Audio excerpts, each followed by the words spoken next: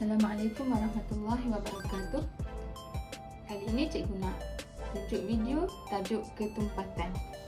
Okey, di sini cikgu ada air dan cikgu akan masukkan lemon dan juga telur. Jadi kita lihat adakah lemon atau telur timbul ataupun tenggelam. Okey, kita masukkan lemon.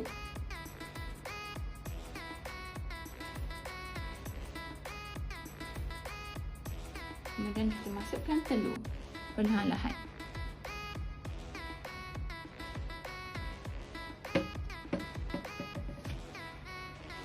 Okey, jadi di situ kita dapat lihat lemon timbul dan telur tenggelam. Okey, timbul bermaksud sesuatu objek itu berada di permukaan air. Manakala tenggelam bermaksud sesuatu objek itu berada di dasar air. Kemudian cikgu nak cuba masukkan Didi dan Power Rangers.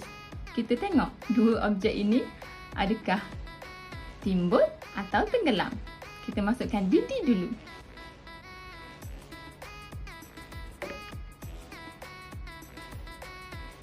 Kemudian Power Rangers.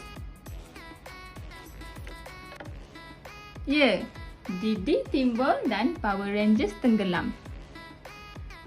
Jadi, kenapa ada objek yang timbul dan ada objek yang tenggelam? Ini kerana disebabkan oleh ketumpatan objek. Okey, ketumpatan objek. Timbul dan tenggelam sesuatu objek itu adalah disebabkan ketumpatan, bukannya disebabkan ringan ataupun berat. Jadi, jika ada soalan tanya, mengapa lemon timbul di dalam air? Jawapannya kerana lemon kurang tumpat berbanding air. Okey. Begitu juga dengan objek yang tenggelam. Jika ada soalan tanya, mengapa telur tenggelam di dalam air? Jawapannya kerana telur lebih tumpat berbanding air. Dan jika kamu jawab kerana telur lebih berat berbanding air ataupun lebih ringan berbanding air, jawapan itu adalah salah. Jadi ingat, timbul atau tenggelamnya sesuatu objek di dalam air adalah disebabkan ketumpatan. Jika objek tersebut lebih tumpat daripada air, objek akan tenggelam. Jika objek tersebut kurang tumpat daripada air, objek akan timbul. Seterusnya, ketumpatan cecair. Jadi di sini cikgu ada air dan juga minyak. Jadi yang manakah lebih tumpat? Adakah air ataupun minyak? Cikgu cuba masukkan minyak ke dalam air.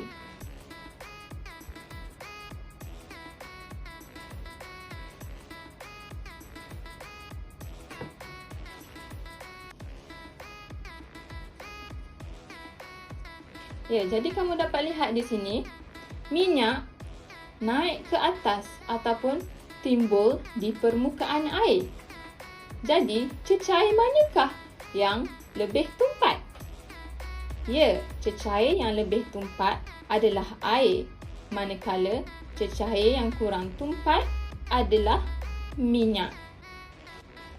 Jadi, kesimpulannya, minyak adalah kurang tumpat berbanding air. Cikgu nak tanya satu soalan. Bolehkah kita tambahkan minyak ke dalam air untuk menjadikan air lebih tumpat? Jawapannya tidak, kerana minyak tidak larut di dalam air.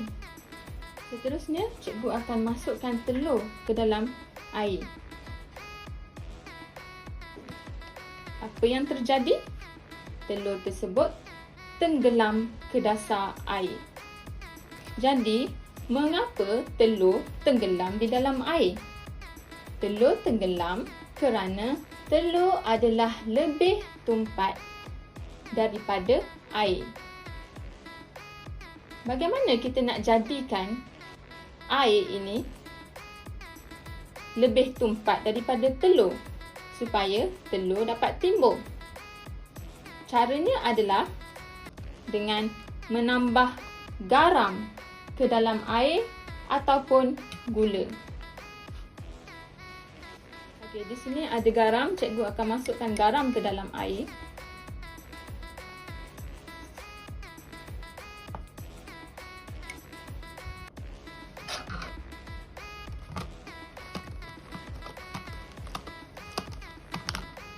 Okey, setelah cikgu masukkan garam, cikgu akan masukkan semula telur tadi. Jadi mari kita lihat sama ada telur tersebut tenggelam ataupun timbul.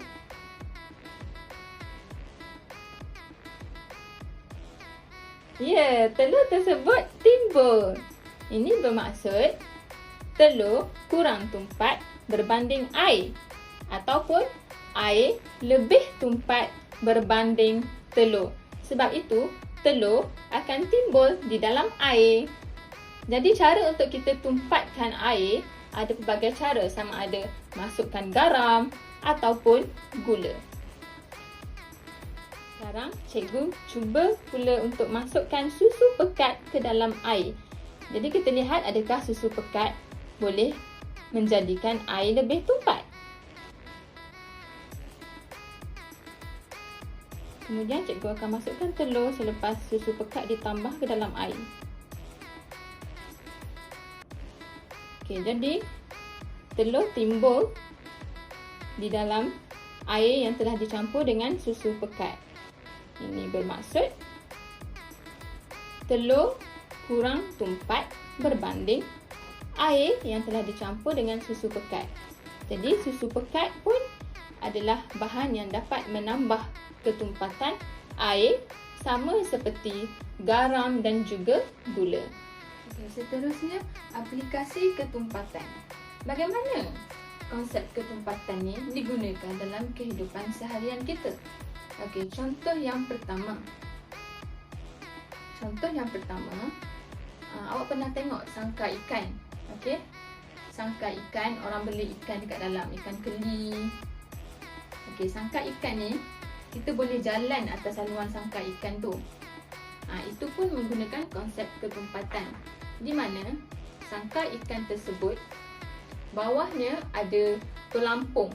Okey, pelampung yang membuatkan sangkar ikan itu kurang tumpat daripada air. Pelampung tersebut ada ruang udara, di mana menyebabkan ruang udara itu menyebabkan pelampung tersebut menjadi kurang tumpat daripada air sungai ataupun air laut dan timbul di dalam air sungai. Sebab tu awak dapat lihat sangkar ikan timbul di dalam air. Contoh yang kedua, jaket keselamatan. Okey, kalau macam awak nak berenang, okey, biasanya akan ada orang yang suruh awak pakai jaket keselamatan. Okey, jadi jaket keselamatan tu dia adalah kurang tumpat berbanding air. Jadi bila kita pakai jaket keselamatan tu, badan kita bila kita masuk dalam air akan menjadi kurang tumpat berbanding air. Sebab itu kita dapat timbul di dalam air apabila memakai jaket keselamatan.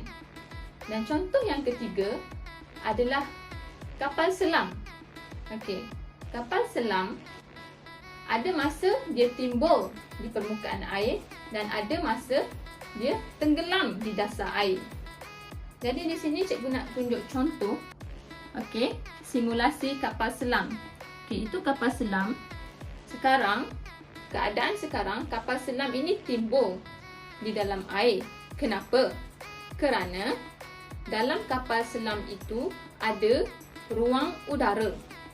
Apabila ada ruang udara, kapal selam tersebut kurang tumpat berbanding air, maka kapal selam akan timbul.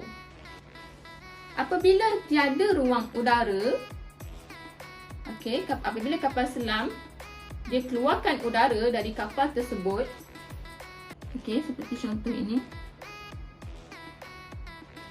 kapal selam tersebut akan tenggelam. Kenapa? Kerana tiada lagi ruang udara, menyebabkan kapal selam lebih tumpat daripada air.